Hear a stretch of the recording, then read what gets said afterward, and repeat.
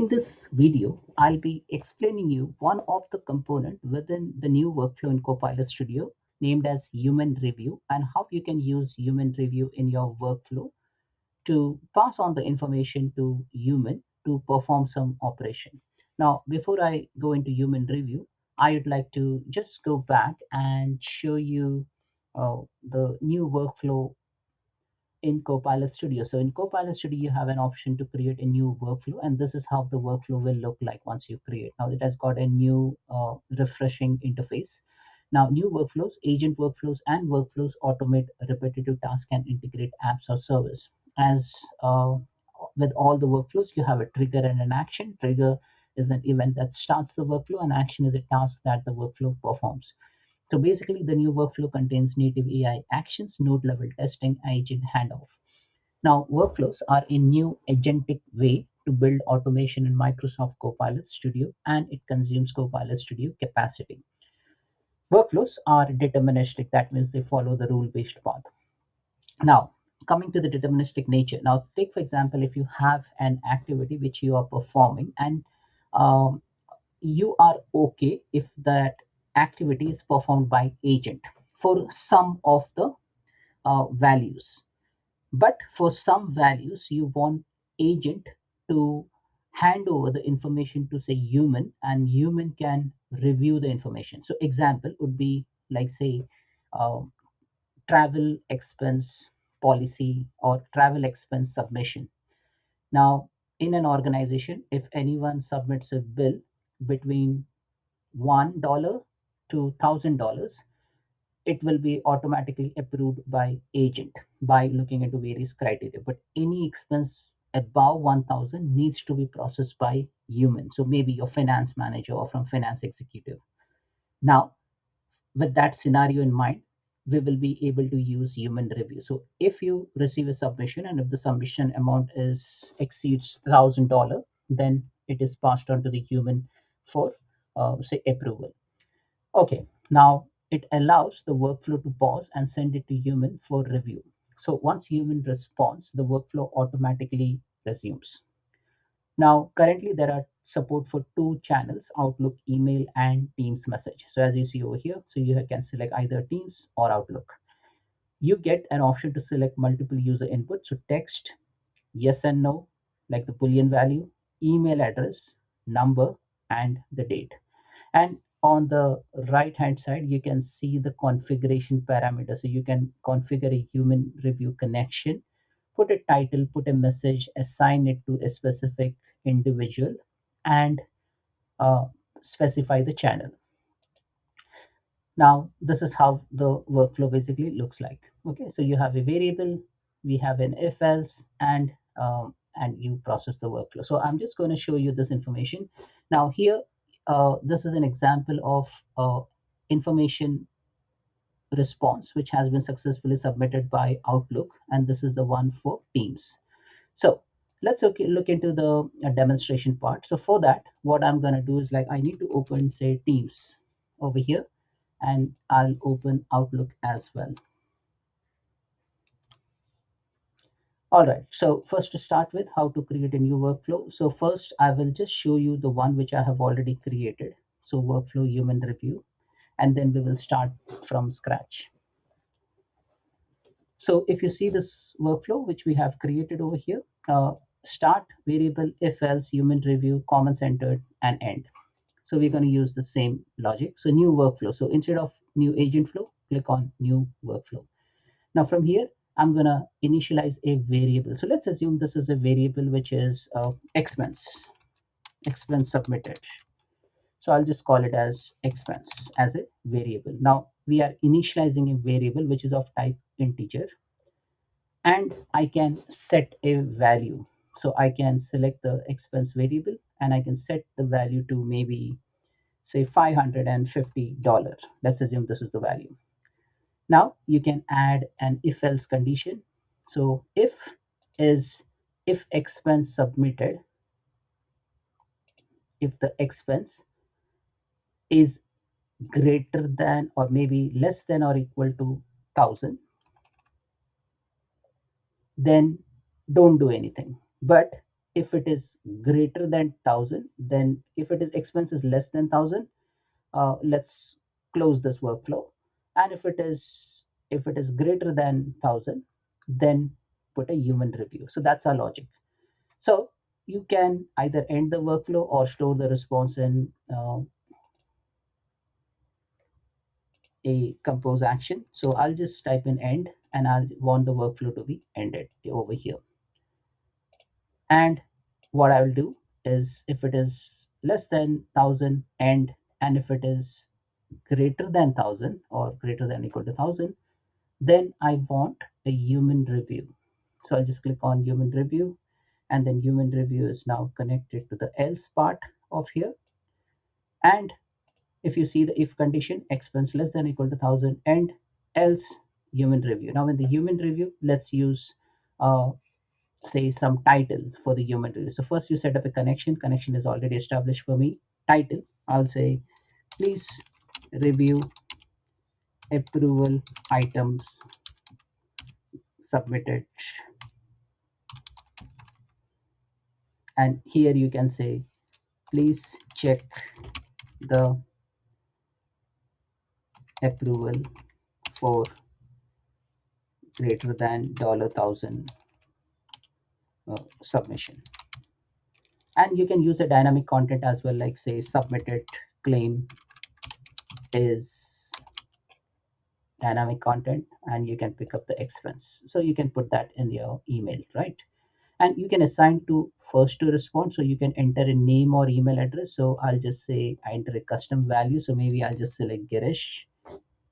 Now you can select anyone within your organization. You can add multiple people over here, so I can put Girish, I can put Alex, and assign to first to respond. Now assign to first to respond must be a valid email address. Now here I have given various email address, but then currently I will just remove say Alex over here. I'll just keep myself, and I'll select the channel as Outlook. Now I can pass in the add inputs the assignee while filling in when responding. So when the in like when the user receives this approval email, that user can provide some inputs, right? So I can just say approval comment, and I'll just say whether it is approved, whether it is yes or no. And I have an option to make it optional approval, so I can make this optional. I can make this required. So this is make optional, add multi-select, add drop down. So I can good put all these values. So maybe I will just say add an input, put a text, and maybe I'll say options. And here I will say add multi-select, or maybe add a drop down.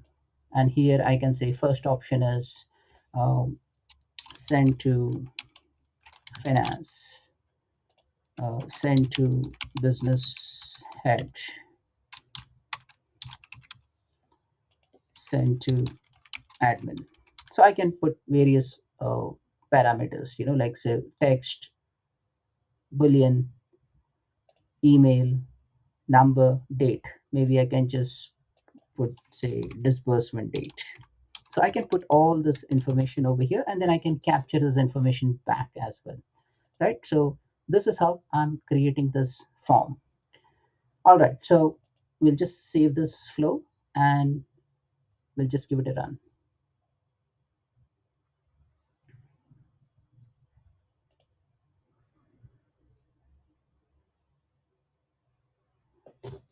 So currently the value which is set in the variable is, uh, if you see over here, we have already hard coded that value, and we are setting that variable as 550.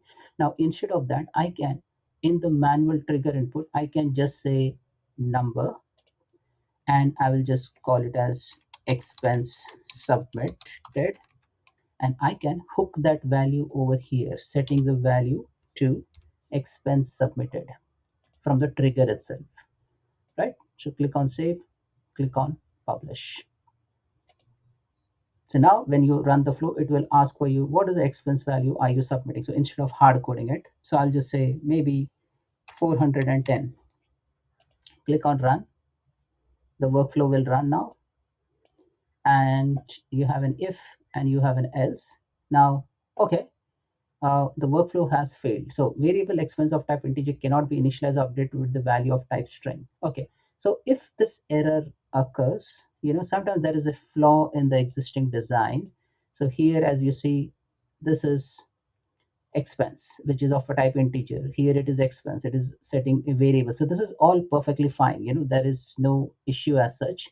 Now, if these things happen, what I would recommend you is like to delete this, add a variable again, and maybe I'll just see what was a variable. So that was expense as a variable. So I will initialize a variable which is expense. I can set it to integer, and I can, instead of updating a variable, I can directly assign it from the start trigger. So I'll just expense submit, or you can update the variable as well. So that's fine. So this is the flow. So let's run it again. Your workflow has been saved. Click on publish,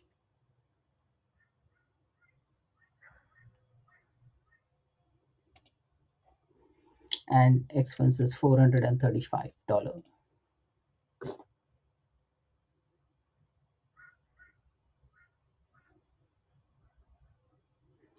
All right. So now the variable expense of type integer cannot be initialized or updated with a value of type string. The variable expense only supports values of type integer.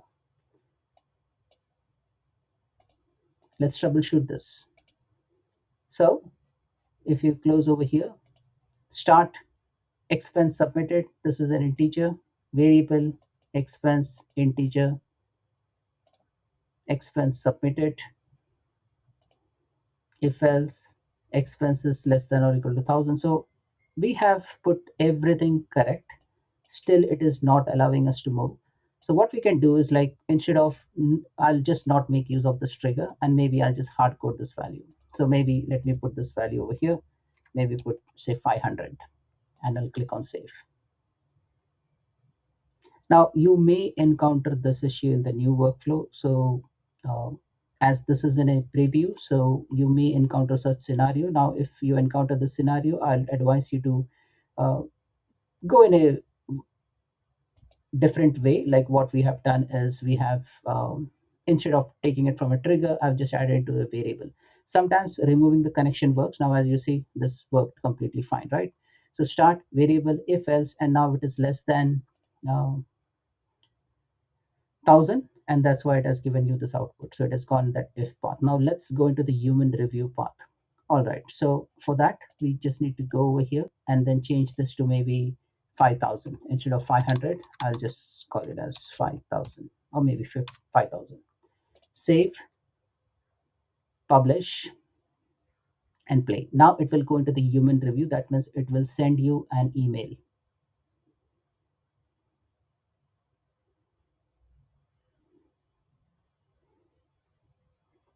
So now the workflow is going into the else part, and it will go into the human review, and then in the Outlook you should receive an email.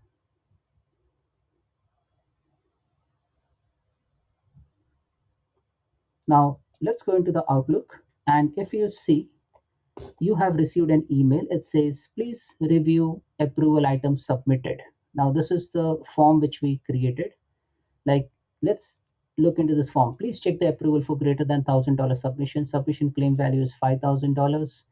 Approval comment, whether it is approved or not, I'll say okay, it is approved. And approval comment is, please ask for complete